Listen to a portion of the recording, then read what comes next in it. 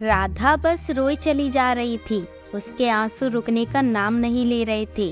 वो अपनी माँ से बार बार एक ही बात कह रही थी, मुझे बदनाम कर उसे क्या मिला? सिर्फ उसे डाइवोर्स, तलाक आसानी से मिल जाए। उसने मेरा नाम गैर मर्दों के साथ जोड़ दिया, मेरी जिंदगी नरक बना दी।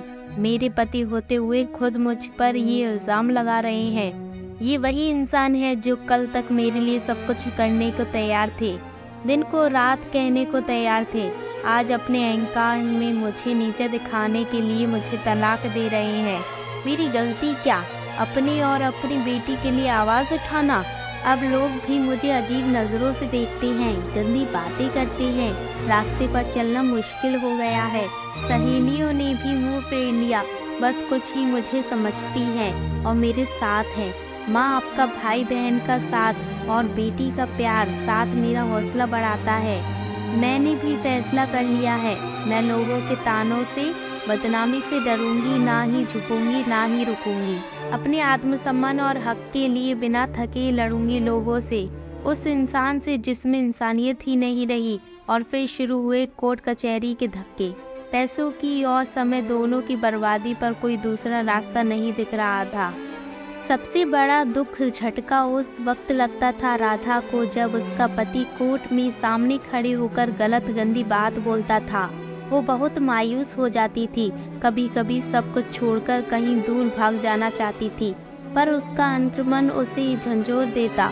तुम ऐसे पीछे नहीं हट सकती, तुम चुप नहीं रह सकती। और राधा फिर हिम्मत कर खड़ी हो जाती, अपनी बेटी के हक के लिए। सोचती, मैं मजबूत बनूंगी तभी बेटी को मजबूत बना पाऊंगी। जैसे जैसे कोर्ट में केस आगे बढ़ रहा था, राधा का आत्मविश्वास भी बढ़ता जा रहा था।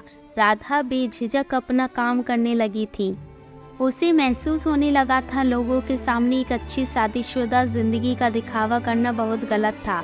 अगर उसने कुछ लोगों को भी सही बात बताई होती, अपनी परेशानियां बताई होती, तो आज ये दिन न देखना पड़ता। लोग उसकी मुश्किलों को समझते। खैर, जो होना था हो गया, सोचकर राधा ने ठंडी सांस ली। अब वो खुलकर जिएगी अपनी जिंदगी। उधर राधा के पति को भी एहसास हो गया था। उसने राधा पर झूठे इल्ज़ाम लगाकर मुसीबत मोड़ ले ली है। उसने तो सोचा था राधा जैसी समाज में एक अच्छी जिंदगी जीने का दिखावा करने वाली औरत मुंह बंद कर चुपचाप घर में बैठ जाएगी, पर हुआ सब कुछ उल्टा। राधा ने तो घरेलू हिंसा की सच्चाई सबके सामने लाकर रख दी थी। कुछ सबूत भी जुटा लिए थे राधा ने। वो अब अपनी बेटी के साथ जीना सीख गई थी। उसके घर वाले भी पूरा साथ देते थे उसका। तभी एक दिन दरवाजे की घंटी बजी। राधा ने भी सोचा कौन हो सकता है इस वक्त। जब देखा तो वो अचंभित रह गई। दरवाजे पर उसका पति खड़ा था। उसने राधा से पूछा, अंदर आ जाऊं? राधा ने कुछ सोच हाँ बोल उसे अंदर आने दिया और पूछा, अब क्यों आए हो? वो बोला, मुझे माफ़ कर दो, मुझसे गलती हो गई और घर वापस चलो। मैं तुम्हारे और अपनी बेटी के बिना नहीं रह सकता। अचानक आए इस बदलाव से राधा सोच में पड़ गई थी। वो कुछ समझ नहीं पा रही थी, पर उसका पति केस वापस ले साथ में सुखी जीवन बिताने की बात कर रहा था। उसने राधा से कहा, चाहो तो थोड़ा सोचकर जवाब देना। पर राधा का जवाब तो तैयार था।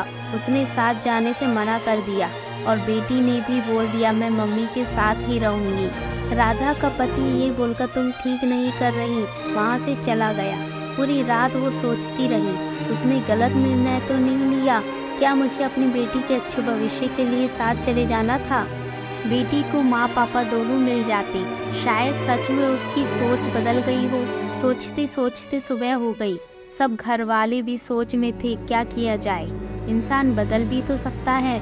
पर सबने समझदारी दिखा, कुछ दिन इंतज़ार करने का सोचा। तभी केस की तारीख भी आ गई। राधा ने सोचा था आज के पति के व्यवहार से पक्का निर्णय ले लूंगी, और जो हुआ सोच से बाहर था। पति का वही रूप पाया। राधा आज भी अपनी बेटी के लिए लड़ रही है। बस एक बात सोचती है, उस दिन उसका पति बदला रूप लेकर घर क्यों आया था? क्या साथ जाना सही था या अपने हक, अपने आत्मसम्मान के लिए लड़ना?